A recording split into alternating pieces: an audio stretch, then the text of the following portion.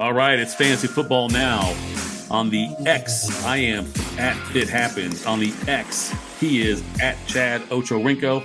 We are on Fantasy Sports powered by DSP Media. Well in draft season now. And Chad, you want to talk some auction stuff today? Yeah, because I don't think it gets talked about enough. I'm not sure how many people do auction drafts, but it's a fun, different type of draft if you've never done one. So auction draft basically is you have, let's say, 10 teams, and you're not drafting anybody, but whoever's up first puts a name out. So they can say Christian McCaffrey, and then they put a bid out. So you start off with, say, $200 that your whole team has to be on. So you say Christian McCaffrey, $20. Mm-hmm. And then people can just keep bidding like an auction until finally somebody bids that no one else wants to bid more. And then you get McCaffrey. Let's say you get McCaffrey for $42.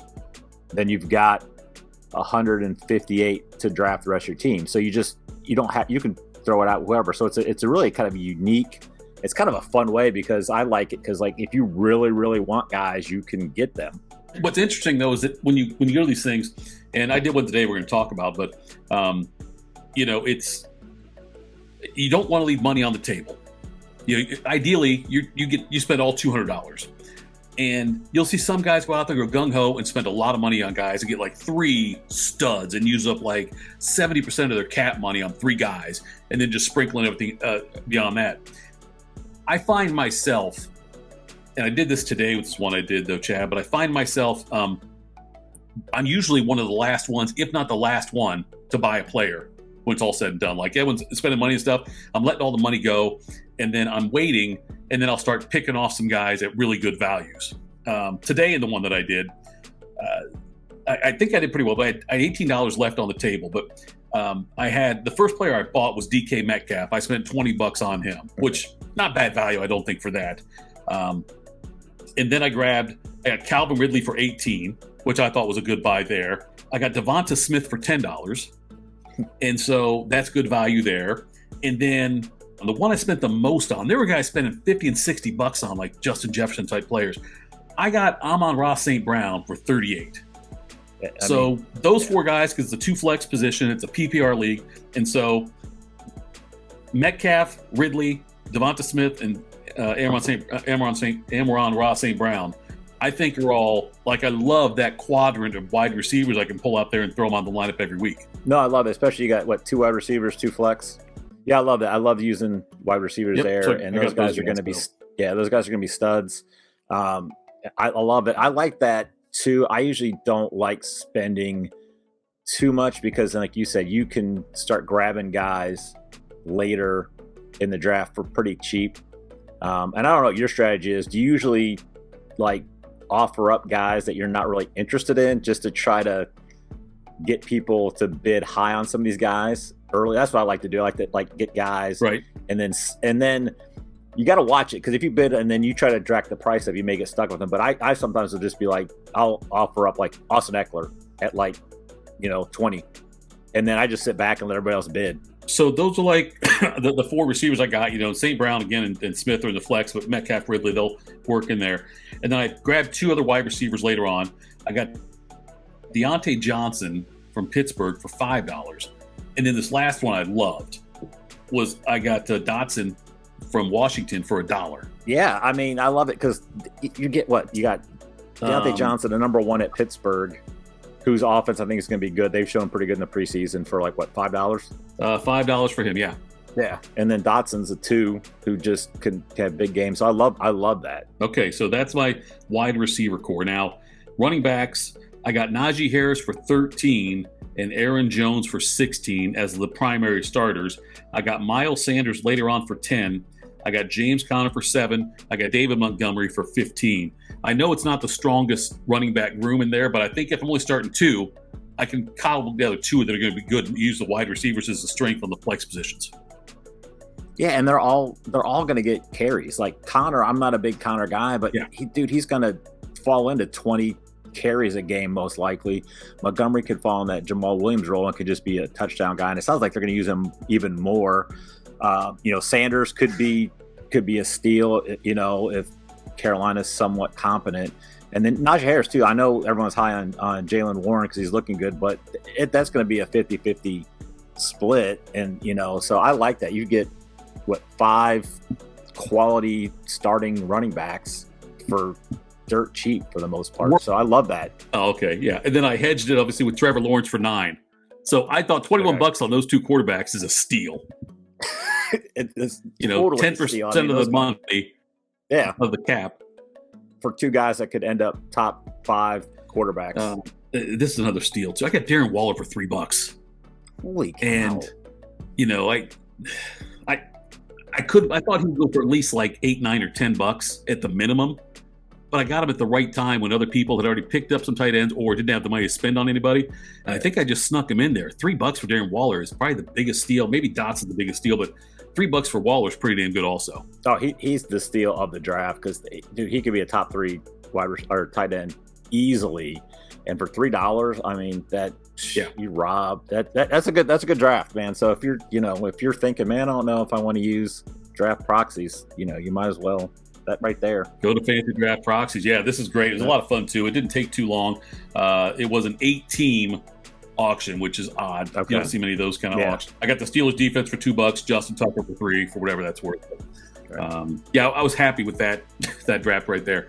I'm sorry, that auction right there. So, I guess I probably would you say then if you and I do that with auctions where we kind of wait it out a while, I guess that would make labels as conservative auction guys, right? Because the gung-ho ones go and try to get, the 3 best guys they can get and spend, $120 of their $200. Yeah, and that there's something to that. Like if you happen to go get McCaffrey, Jefferson, and Kelsey, and you spend 60%, 75%, and then just try to dink and dunk with a bunch of $1 guys. The only problem is other guys have more money, will just outbid you, and then you get stuck at the end just with $1 guys that are probably worth $1.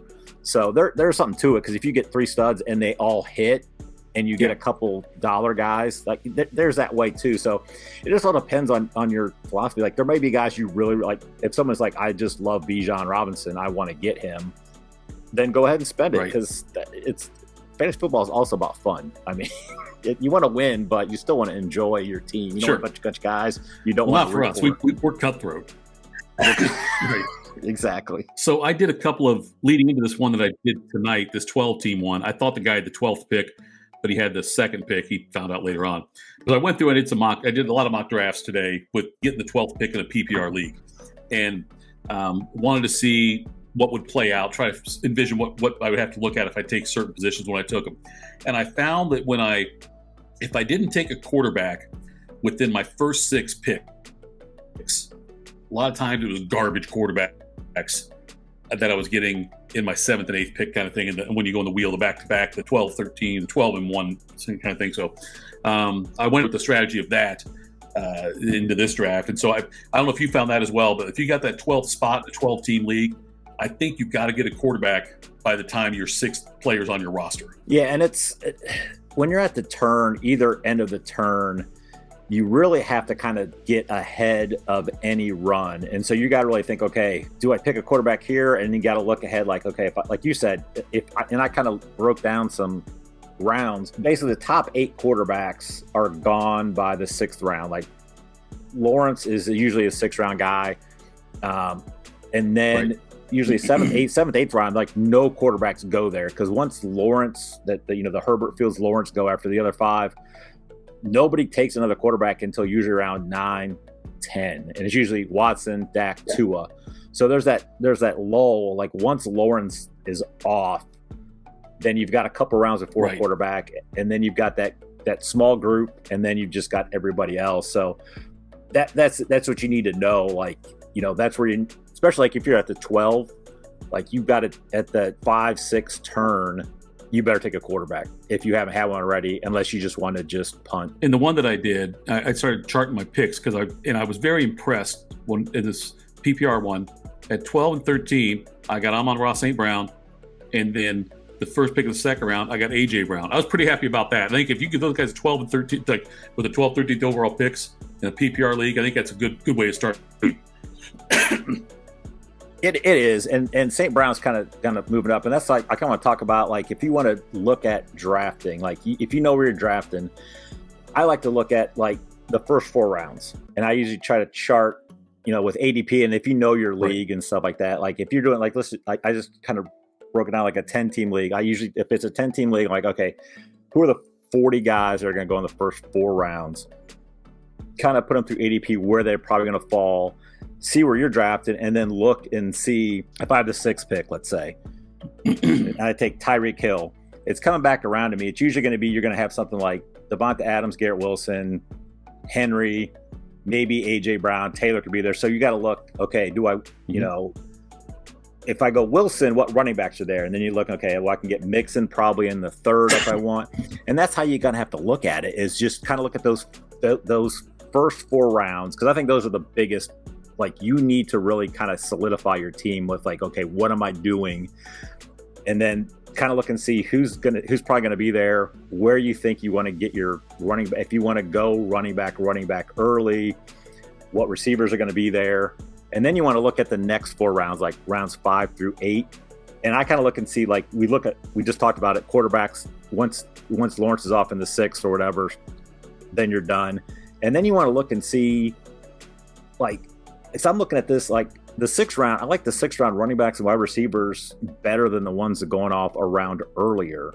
So that sometimes is telling me, okay, then maybe I should take a quarterback at 5, because if these guys that I like better are falling to 6, take one of them also. So that's kind of like, if you're looking to draft, mock drafts help, but chart it yourself and really look and break it down and see what's the best strategy from where you're drafting of who might be there. Yeah, that's where I learned a lesson today when I did that with that 12th pick, and I was seeing who was out there. It gave me an idea of, if I'm in that spot, a really strong idea of what I can expect. The next 2 picks that I took in that one, after St. Brown and AJ Brown, I took Etienne and Gibbs, the running back from Detroit. And then back through the next time, I took Michael Williams and Dan Waller. So now I'm looking at St. Brown, A.J. Brown, and Mike Williams, my wide receivers, Etienne and Gibbs as my running backs, Waller's my tight end. Then I took Tua and JSN. So I felt pretty good about that team at that point. Not that I love Tua. I haven't bought a lot of stock in Tua. If he's healthy, he can be really good, but it's just, banking on that part of it. But that's kind of the quarterback you're looking at if you wait that long. That might be actually the best one you're going to get in the 7th round of a 12-team league if you wait. Yeah, he's going to be there with Dak. Watson's usually going a little earlier, and then you got Cousins, and then you got like the rest, like who you're hoping, like a guy like Carr or Rodgers or Geno. That you're kind of. I think Tua's probably this. He's the safer one. If everyone's healthy, Tua's going to put up the best numbers. You just don't know if he's going to be healthy. So, and again, you got to look at, like, what am I giving up?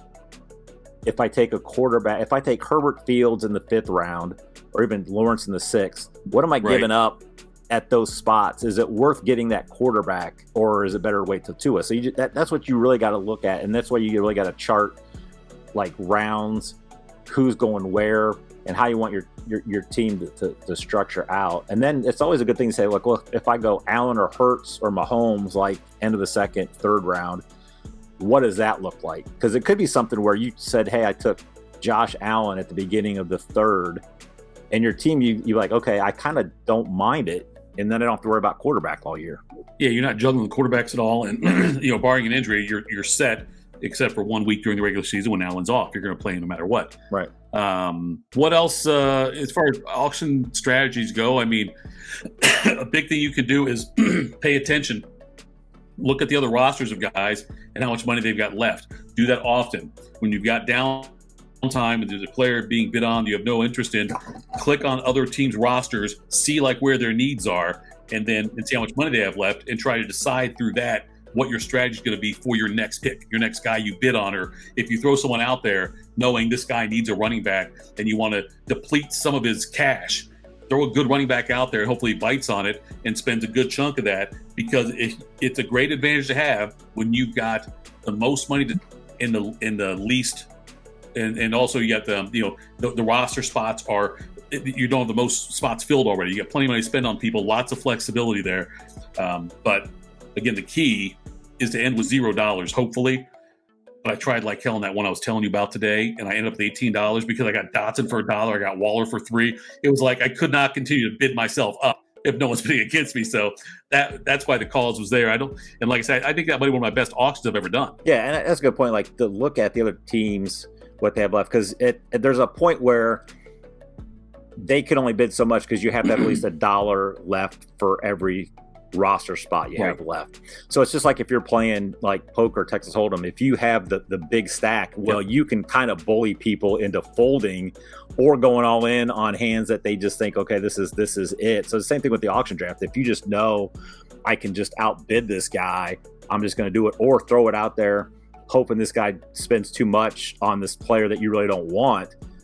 So it's just, that's part of the strategy with the auction as well. So like I would, if you're doing an auction draft and it's your first auction draft, make sure you mock a lot of auction drafts, because it takes a minute to really kind of get a feel. Because there's been times where, when I first started doing mocks, it's like, man, I got like $48 left because I just didn't go far enough on a guy and maybe I won it because I was afraid I wasn't going to have enough money left. Right.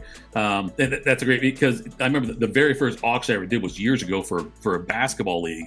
And I had set up as a dynasty thing where you could keep as many guys you want off your roster every year, but you had to give them a 20% raise every year. Okay. So you had to think about that. It's still staying to the cap that we had, the salary cap thing we had. So yeah, you got to know what you're doing in those. Look for advice. You can always hit us up on the X at Chad Ochorinco, Matt. That happens. Go to Fantasy Draft Proxies if you want someone to actually do the draft for you, the auction for you, or whatever. But I love auctions more now than I used to. I especially love them if you're in a startup dynasty league. Yeah, I like that to set the tone for you. Can set the tone for your team and your makeup going forward. I like it for that reason.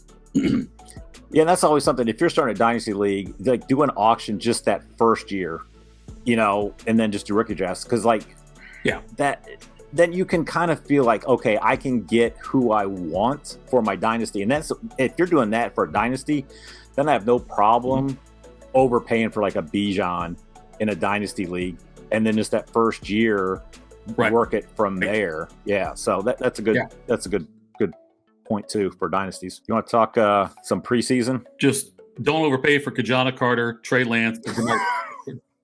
Yeah, I would say don't spend a lot of money on a guy like Kajana Carter, DeMarcus Russell, or Trey Lance.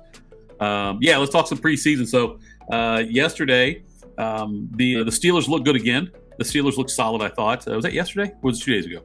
I remember watching. I watched on the NFL Network on the replay thing. Their first team offense looks good. They've got some offensive line issues still working through. But who else? Who's running back? I saw Tank had a big game, right, for Jacksonville. Yeah, Tank looked good. Zach Charbonneau looked good. And Jaylen Warren had that 60-yarder, and he's looked good. So those three guys could be problems for the starters that are already there. So if you're looking at ETN, Kenneth Walker, and Najee Harris, I tell you, I don't think the three of those guys are going to probably get the workload that they need to be a high-end RB1, because I think the Steelers like Warren a lot. I actually think Warren might be a better player than Harris. Charbonneau and Bigsby, I think they'll probably just use them enough to be annoying if you're a Walker or an ETN owner. But those are good guys, I think, to have either as a handcuff or just, snipe them instead of the guy that has them. Because if either Walker or ETN go down, those guys, I think, can step right in and really produce. Yeah, I think the thing with Najee Harris, too, and I hope it's not true, but, the amount of touches he's had the last 4 years of playing football, the 2 with Alabama, the 2 with the Steelers, the number of touches he's had may be catching up to him a little bit, which I would hate to see that happen, but it's possible that, because he didn't have the same explosiveness last year, and Jaylen Warren did look so damn good, and I think the Steelers love having 2 running backs they can count on. Yeah, and you got to remember, like Harris, I think, had that Liz Frank injury. He had that foot injury last year, too. So that really hampered him. And so he probably didn't look that good either. So, I think the Steelers will probably use both, which is different than most Tomlin teams. Tomlin, I think, really likes to ride a guy. But I think this year they'll probably use 2. I see 50-50 or maybe at worst 60-40 split, or the high end, I guess 60 for Harris, 40 for Warren, at least start off the season. And then who knows, Warren may separate himself on that one as well. Yeah. Quarterback-wise, C.J. Stroud had a much better game. Looked a lot more comfortable in the pocket for them, I thought. Didn't you think so? Yeah, I mean, he couldn't have gotten any worse, I don't think, from the first game. But it's kind of encouraging because I think Tank Dell and Nico Collins, as late as you can get those guys, I think they'd be viable because Houston, they're one of those teams, I think they're good enough, they'll be in games, but they're bad enough that they'll be behind, they'll have to throw the ball. So, and Stroud has shown in college how accurate he was. And I think both those guys have talent. So those guys can be, there's nothing better than when your team's down.